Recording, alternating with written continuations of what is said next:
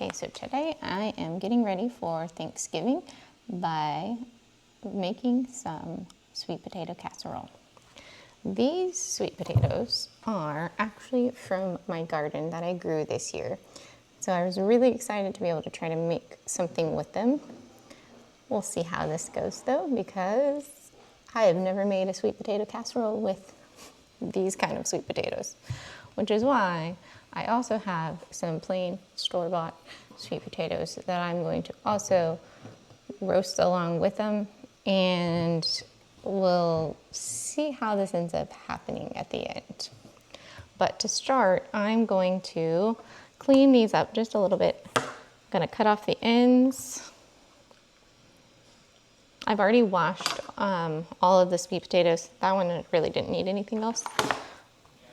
And I'm going to wrap them up in some foil.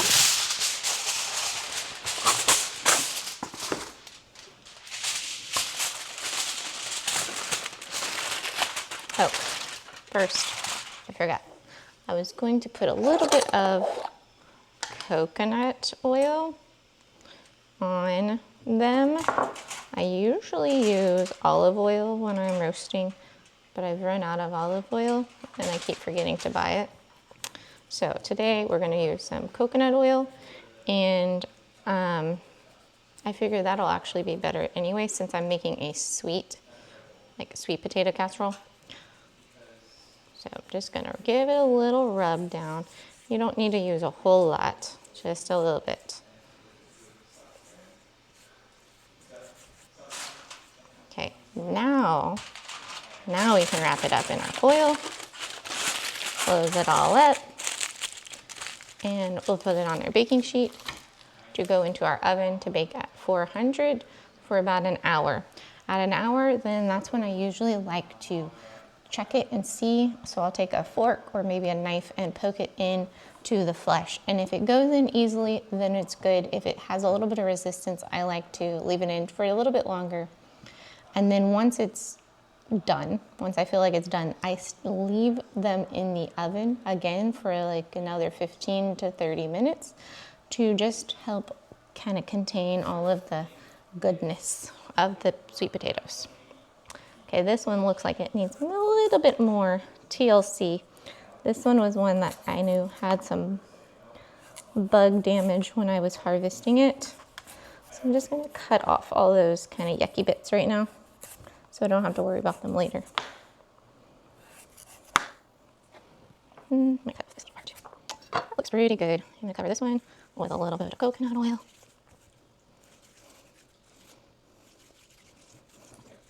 And I love put it in the foil. And, oh, that's not enough. Yes, it is. That's maybe. I'll get another piece. It's okay. All right. There we go. Okay. So I'm going to do the same thing for these other two sweet potatoes and get them in the oven. See you back in an hour. So our sweet potatoes are done baking and they are ready to get made into our casserole, which is actually a super simple recipe. One thing I did want to show you was the difference between our store-bought regular sweet potatoes, very silky kind of texture. My homegrown sweet potatoes, not quite so silky texture, a little bit more crumbly. So we're gonna maybe have to see how that's gonna go.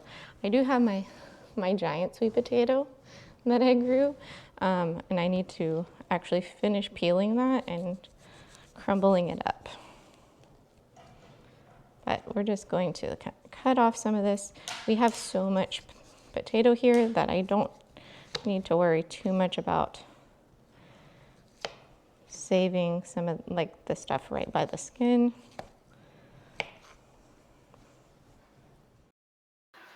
Earlier today, I took the store-bought sweet potatoes and peeled them by hand, and just making sure that I took off any bad parts and completely peeled off the skin. And then I took them and I put them in a bowl and mashed them up with a fork so that they would be ready to go. Okay, since my homegrown sweet potatoes were a little weird texture, I'm going to try to process them in my food processor along with the 1 cup of milk, no, half a cup of milk, sorry, half of a cup of milk and 1.5 a cup of butter. Ooh, I put 1 cup of milk. Actually, that might be good for this. Okay, so for my homegrown sweet potatoes, I'm going to use a cup of milk and 1/2 a cup of butter that I melted the butter slightly because I think these are gonna need a little bit more moisture than my standard sweet potatoes.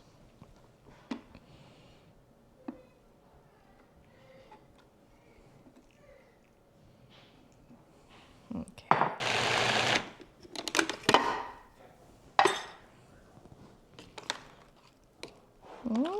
Okay. That's not looking too bad. All right. So that's, I mean, not too bad. Probably okay. We're gonna finish that up now. So let's see, put the milk away. Okay.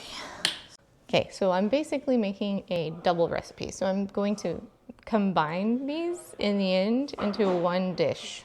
So my sweet potatoes, I need to still add the rest of the ingredients to. This one, I need to do all of the ingredients. So, needed that milk back out. Whoops. Okay, I'm actually going to do a little bit less butter on my standard sweet potato one. I always do just a little bit less butter. So maybe a 1/3 of a cup of butter. I'll cut that up. Get 1/2 of a cup of milk this time, not a whole cup. Worked out for my sweet potatoes though. Okay. And then I'm gonna melt this so that it's all easy to mix together.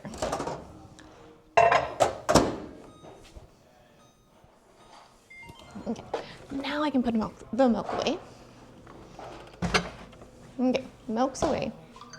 So we need to add to both of our things still. We need 2 eggs and a little bit of vanilla and sugar. So I'm gonna use brown sugar. My recipe calls for just regular sugar. This is actually my church cookbook.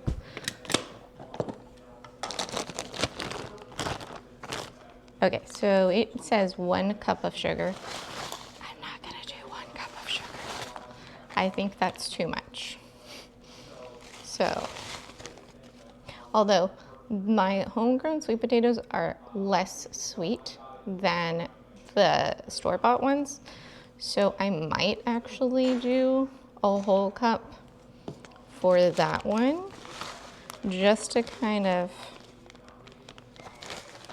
give it enough sweetness. But I think I'm only gonna do 3/4 of a cup for my regular sweet potatoes because there's also sugar on the topping. Lots of sugar and butter. Oh goodness. Okay, I need a bowl for this one.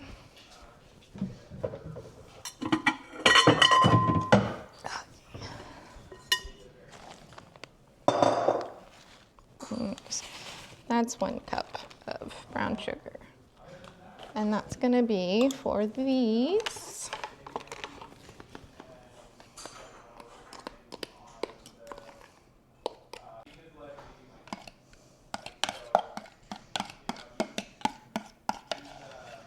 Okay, trying to get all my homegrown goodness out of here.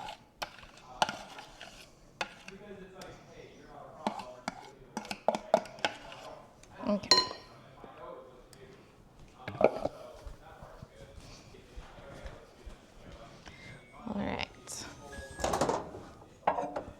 Milk and butter's ready for this one. So we're gonna pour in our milk and butter to our regular sweet potatoes.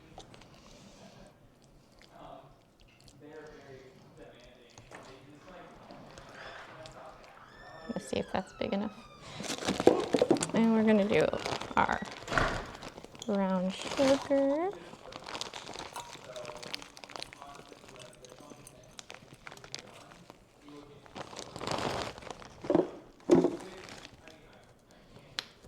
Okay, 1/4 cup of brown sugar.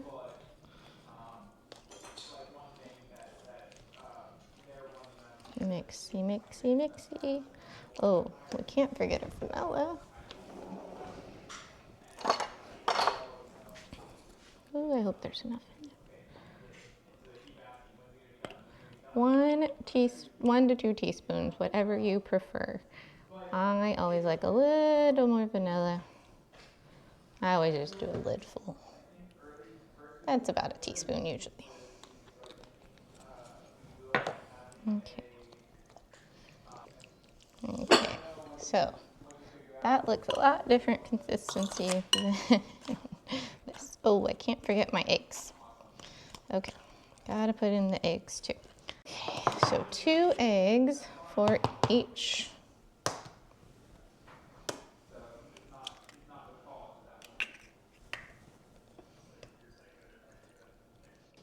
All right, now here we go. This is better. Okay, this is looking pretty silky. Ooh, there's like a funky piece though. I don't want that piece in there. Let's take that piece out.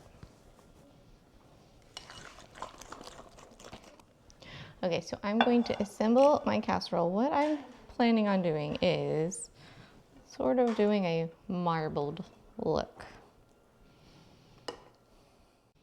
Okay, so I'm just making a little,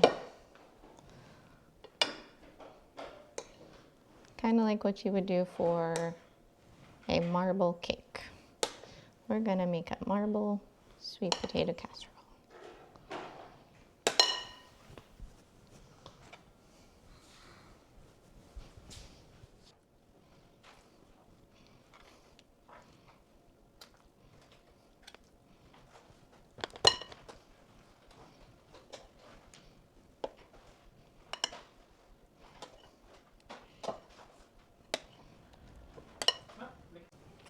Okay, now that I have my blobs of both types of sweet potato casserole, I'm just going to swirl it around, same you would do with the marble cake. So we're gonna get a nice little swirly pattern and get a little mixture of everything. Okay, so the last thing we need to do for our sweet potato casserole is make the topping. So you're going to want to get 1/3 cup of butter, get a bowl, and cut up your butter into sort of small pieces. Put that in your bowl. I'm going to use about 1/3 cup. I mean, not 1/3, 3/4 cup.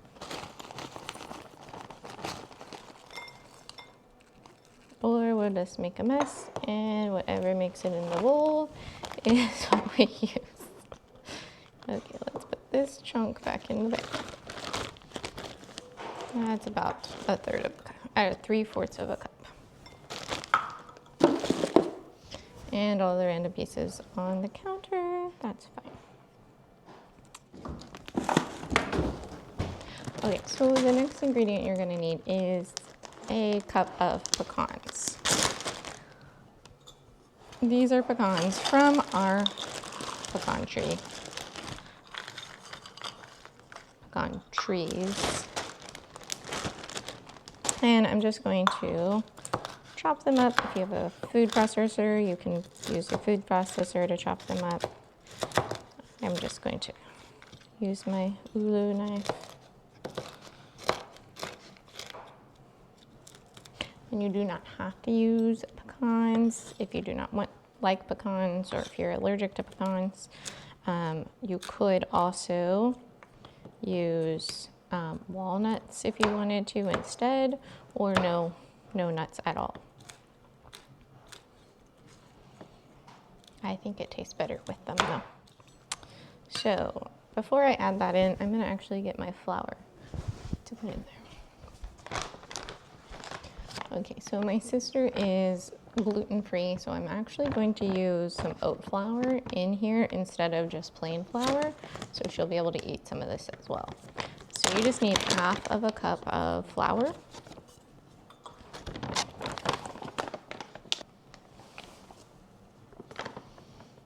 Okay.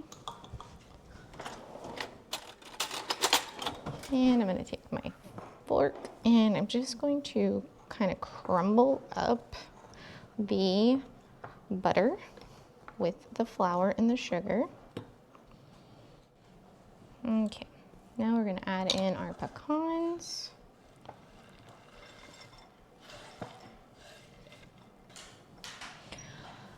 So now that everything is nice and mixed up, all of the bits are sort of evenly distributed, except for that big old piece of butter.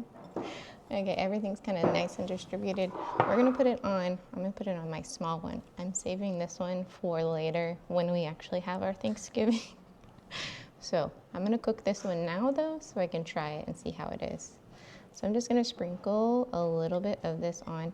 This always makes way more than I actually use. I don't use all of this, even though it would probably be really good with it. It's just usually too much. All right, and then this is gonna go into the oven at 350.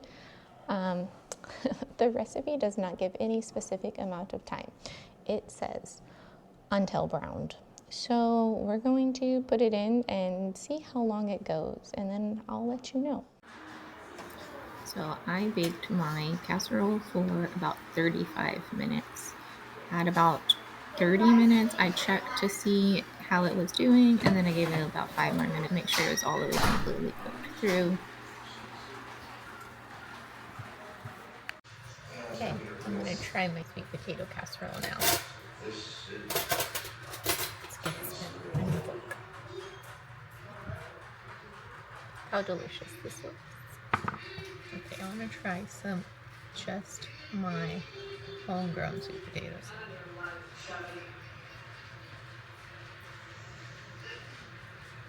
That's good. That's really good. I probably didn't even need the store-bought sweet potatoes.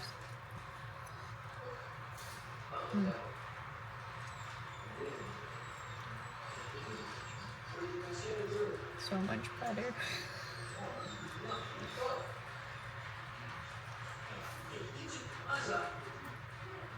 That's really good. You should try that at home. Thanks for watching, guys.